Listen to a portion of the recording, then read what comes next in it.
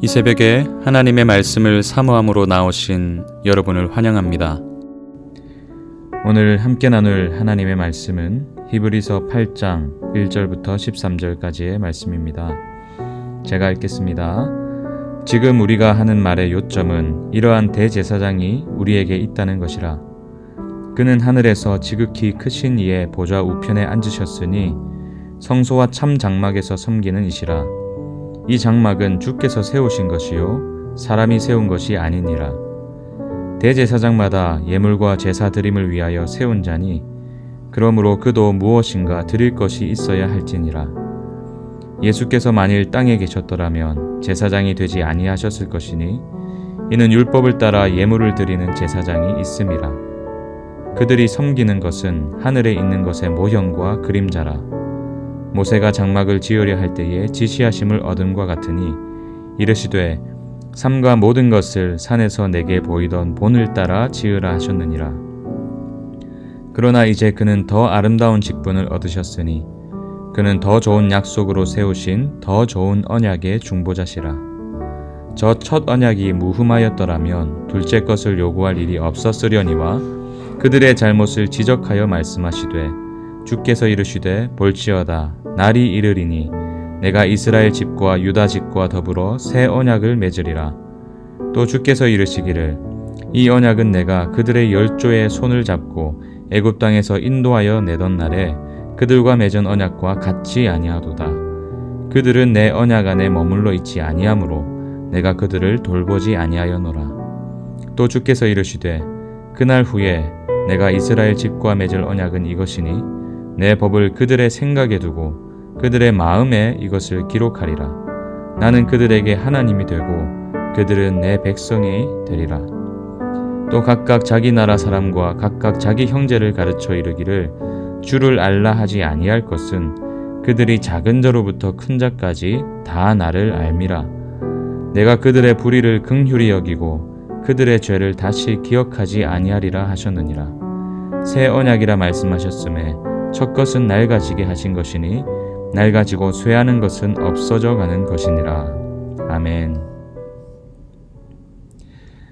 예전에 한 목사님께서 말씀해 주신 이야기가 생각납니다. 성도님 한 분이 목사님께 부산에 있는 한 사우나 이용권을 선물했습니다. 그분이 극구 사양했지만 성도님의 마음을 거절하기 힘들어서 받았다고 하더라고요.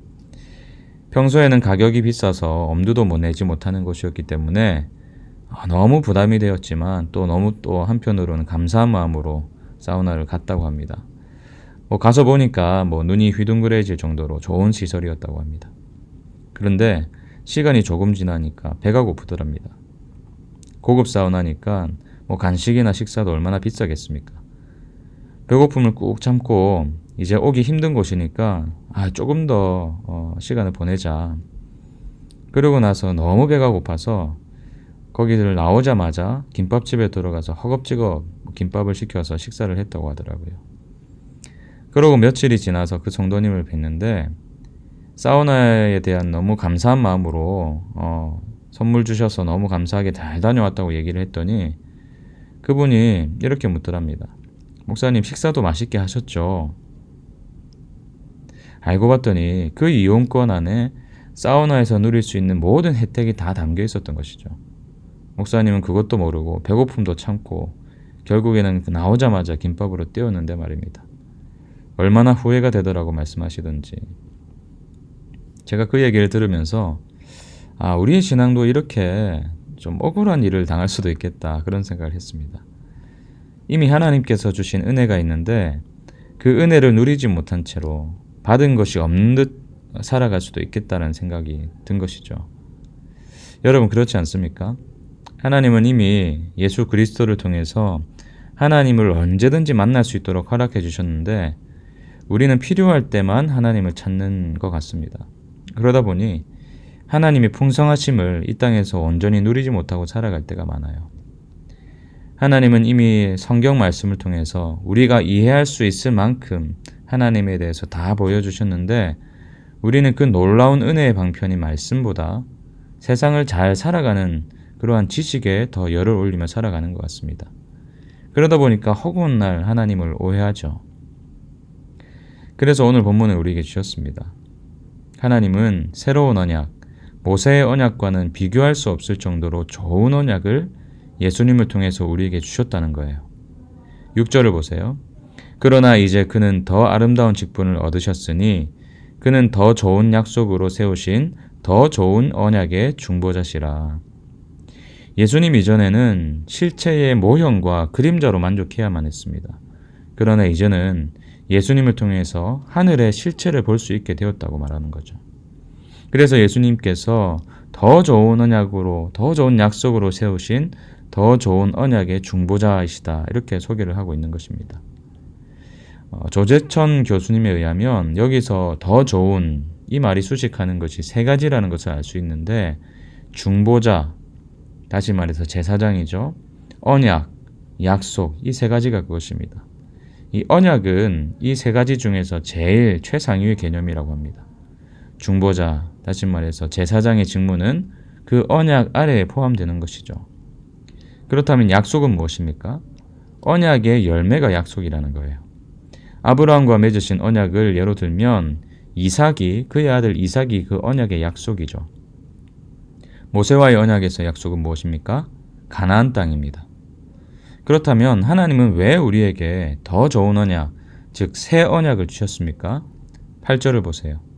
그들의 잘못을 지적하여 말씀하시되 주께서 이르시되 볼지어다 날이 이르리니 내가 이스라엘 집과 유다 집과 더불어 새 언약을 맺으리라. 그들의 잘못을 지적하여 말씀하시되, 사실 모든 인간은 하나님께서 주신 이 언약을 온전히 지킬 수가 없었습니다. 이스라엘만 보더라도 날마다 율법을 어기며 살아갔죠. 율법에 그들이 머물러 있지 않았습니다. 사랑으로 허락하신 율법인데 하나님의 백성답게 살게 하시기 위해서 그들의 행복을 위해서 주신 율법이었는데 그들은 스스로 그 율법을 파기하고 떠나버렸던 것이죠. 9절 보세요. 또 주께서 이르시기를 이 언약은 내가 그들의 열조의 손을 잡고 애굽 땅에서 인도하여 내던 날에 그들과 맺은 언약과 같지 아니하노다. 새 언약이 그렇다는 거죠. 그렇다면 그 옛날 언약을 받은 그들은 내 언약 안에 머물러 있지 아니하므로 내가 그들을 돌보지 아니하였노라. 그래서 하나님은 새 언약을 우리에게 허락해 주셨다고 말씀하고 있습니다. 이 새 언약은 돌판에 새겨진 것이 아니라 내면에 새겨지는, 그래서 사라지지 않는 언약이라고 말하고 있습니다. 10절 보세요. 또 주께서 이르시되 그날 후에 내가 이스라엘 집과 맺을 언약은 이것이니 내 법을 그들의 생각에 두고 그들의 마음에 이것을 기록하리라.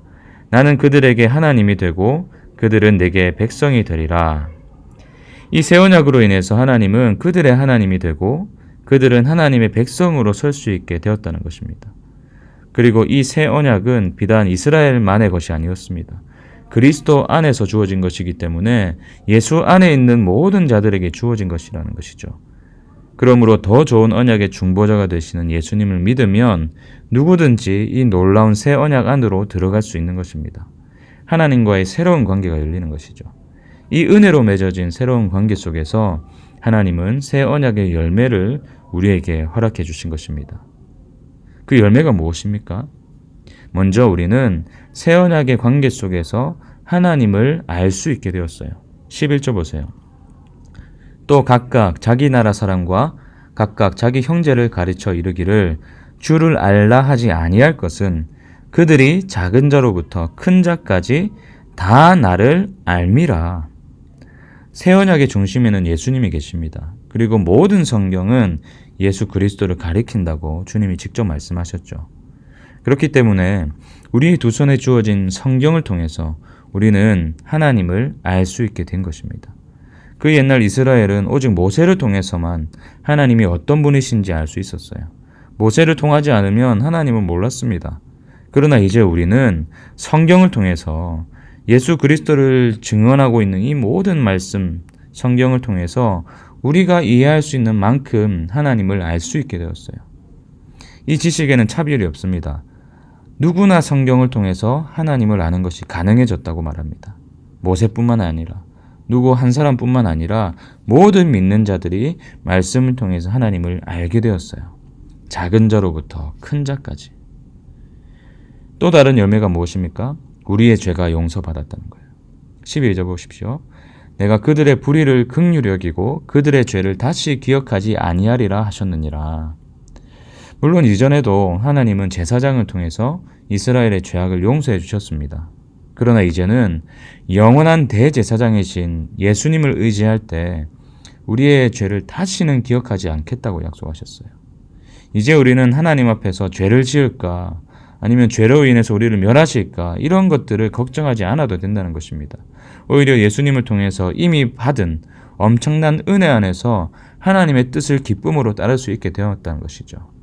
두려움이 아니라 자유함으로 죄를 멀리할 수 있게 된 것입니다. 새 언약 안에서 우리는 기쁨으로 하나님께 순종할 수 있게 된 것입니다. 여러분의 손에는 이미 하나님의 은혜라는 놀라운 축복의 이용권이 주어졌습니다. 그리고 그 이용권의 혜택은 단지 예수 믿어서 천국 가는 것만 포함된 것이 아니에요. 새 언약의 열매가 다 들어가 있습니다. 이제는 예수 안에서 거룩하신 하나님께 더 가까이 나아갈 수 있게 되었습니다. 우리의 손에 들려주신 말씀을 통해서 하나님의 성품과 뜻, 하나님의 꿈을 두 눈으로 확인하며 알아갈 수 있게 된 것입니다. 모세 때에는 꿈도 꾸지 못했던 일입니다. 예수님의 십자가를 통해서 또한 우리의 모든 죄가 씻겨졌기 때문에 우리는 더 이상 사탄에게 종노릇하지 않아도 됩니다. 스스로를 정죄하지 않아도 됩니다. 그 자유함 속에서 세상에 우리 하나님의 놀라운 사랑을 드러내며 살아갈 수가 있게 된 것입니다. 여러분, 그 혜택이 주어졌다면, 그 은혜가 주어졌다면 오늘 그 열매를 맛보시지 않으시겠습니까? 이 혜택을 왜 내일로 미루겠습니까? 내일로 미룰 이유가 전혀 없죠. 그리고 이 혜택을 땅에 묻어둘 이유는 더더욱이 없습니다. 여러분, 오늘 맛보십시오. 오늘 말씀을 통해서 하나님을 더 깊이 알아가는 기쁨을 누리시기 바랍니다. 그리고 오늘 우리의 죄를 용서하신 하나님의 은혜 앞에서 자유함을 누리시기 바랍니다. 이 놀라운 새 언약의 열매를 깊이 맛보시는 놀라운 하루가 되시길 주님의 이름으로 축복합니다. 함께 기도하겠습니다. 주님, 그렇습니다. 예수님을 통해서 우리와 맺어주신 새 언약, 이 놀라운 은혜를 말씀을 통해서 마주하게 하시니 감사드립니다. 주님, 이전에는 오직 모세라는 중보자를 통해서만 하나님의 말씀을 들을 수 있었고 그 누구도 거룩하신 하나님 앞으로 나아갈 수 없었지만 새 언약 안에서는 언제든지 하나님의 말씀과 또 하나님의 임재를 경험하게 된 줄 믿습니다. 우리의 모든 죄를 용서해 주시고 기억하지도 않으시겠다 하셨기에 그 놀라운 사랑 안에서 기뻐할 수 있게 된 줄 믿습니다. 이 놀라운 새 언약의 열매를 날마다 맛보게 하시고 그로 인해서 새 언약인 복음을 누리며 살아가는 자가 되게 하여 주시옵소서. 이 모든 것 감사드리며 예수님의 이름으로 기도합니다. 아멘. 네, 오늘도 우리에게 주신 두 가지 기도 제목 붙들고 같이 기도로 나아가겠습니다. 먼저는 새 언약 안에서 허락하신 성경을 통해 오늘 더 하나님을 알아가게 하시고 하나님을 아는 지식이 주는 즐거움을 누리게 하여 주시옵소서. 두 번째는요, 예수님을 통해서 우리의 모든 죄를 용서해 주시고 우리의 죄를 기억하지도 않으시겠다 약속하신 하나님, 그 사랑 안에서 자유케 하시고 그 사랑 안에서 행복을 누리게 하여 주시옵소서. 우리 이렇게 두 가지 기도 제목 붙들고 같이 기도의 자리로 나아가시겠습니다.